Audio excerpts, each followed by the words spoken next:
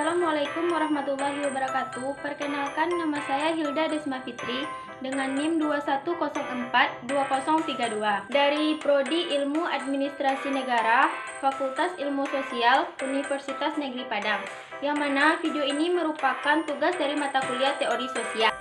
Pada kesempatan kali ini, saya akan membahas materi perkembangan teori-teori sosial dari klasik sampai modern, yaitu teori konflik. Di sini kita akan membahas 3 hal, yaitu substansi teori konflik, keunggulan dan kelemahan teori konflik, dan implementasi teori konflik dalam kajian ilmu administrasi publik. Sebelum masuk pada pembahasan materi, kita harus tahu dulu apa itu teori konflik. Teori konflik adalah teori yang memandang bahwa perubahan nilai-nilai tidak terjadi melalui proses penyesuaian nilai-nilai yang membawa perubahan, tetapi terjadi akibat adanya konflik yang menghasilkan kompromi-kompromi yang berbeda dengan kondisi semua.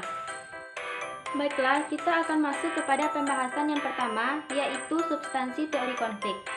Konflik sosial muncul ketika perbedaan antar individu atau kelompok dalam masyarakat tidak dapat dinetralisir atau didamaikan. Konflik sosial tidak terjadi dengan sendirinya. Ada 4 faktor utama yang seringkali jadi penyebab konflik sosial. Yang pertama yaitu perbedaan antar individu, perbedaan kebudayaan dan latar belakang individu maupun kelompok, perbedaan kepentingan dan perubahan sosial yang terjadi dengan cepat. Ada beberapa contoh teori-teori konflik menurut sejumlah ahli sosiologi, yaitu yang pertama menurut teori konflik Karl Marx. Karl Marx seringkali menjadi tokoh utama dalam berbagai pembahasan terkait konflik teori. Karl Marx memandang teori konflik sebagai suatu bentuk pertentangan kelas. Dari sudut pandang itu, ia memperkenalkan konsep struktur kelas di masyarakat. Teori Karl Marx melihat masyarakat sebagai arena ketimpangan yang dapat memicu konflik dan perubahan sosial. Marx menilai konflik di masyarakat berkaitan dengan adanya kelompok yang berkuasa dan dikuasai. Di teori Marx, konflik kelas dipicu oleh pertentangan kepentingan ekonomi. Selain itu, ada 4 konsep dasar dalam teori ini. Yang pertama yaitu struktur kelas di masyarakat.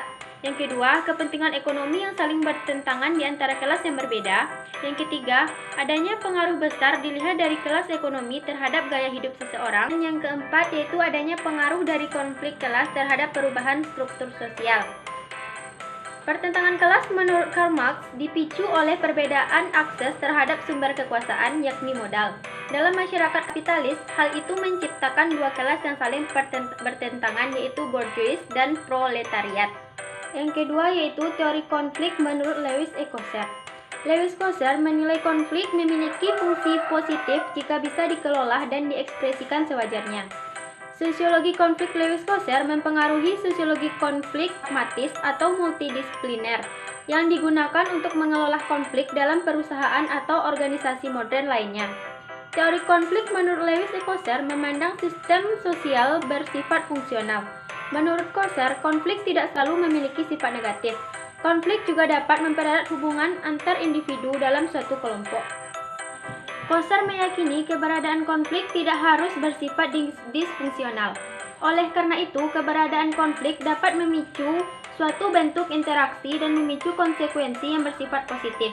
Selain itu, dengan adanya konflik juga dapat menggerakkan anggota kelompok yang terisolasi menjadi berperan aktif dalam aktivitas kelompoknya.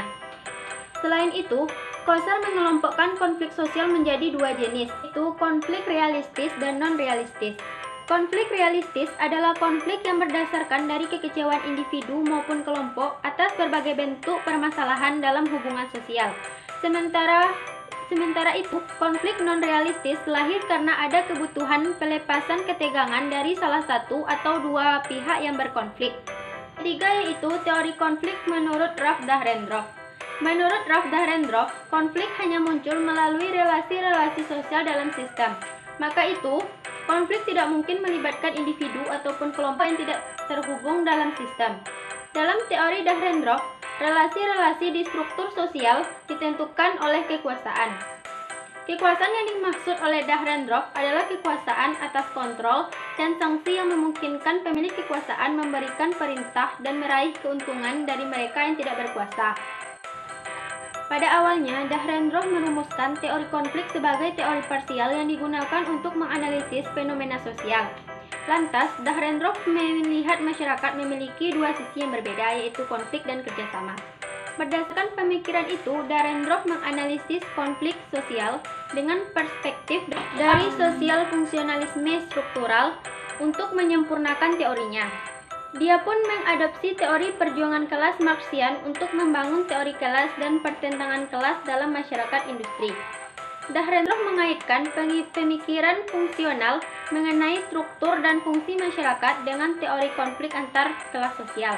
Selain itu, Dahrendorf tidak memandang masyarakat sebagai suatu hal yang statis, melainkan bisa berubah oleh adanya konflik sosial. Selanjutnya, kita akan masuk kepada pembahasan yang kedua, yaitu keunggulan dan kelemahan teori konflik. Yang pertama yaitu keunggulan teori konflik. Konflik merupakan cara atau alat untuk mempertahankan, mempersatukan, dan bahkan mempertegas sistem sosial yang ada. Konflik dapat meningkatkan integritas sosial antar kelompok ataupun individu. Integritas yang semakin tinggi dari kelompok yang terlibat dalam konflik dapat membantu memperkuat batas antara kelompok dan kelompok-kelompok lainnya dalam lingkungan itu. Khususnya kelompok yang bermusuhan secara potensial dapat menimbulkan permusuhan.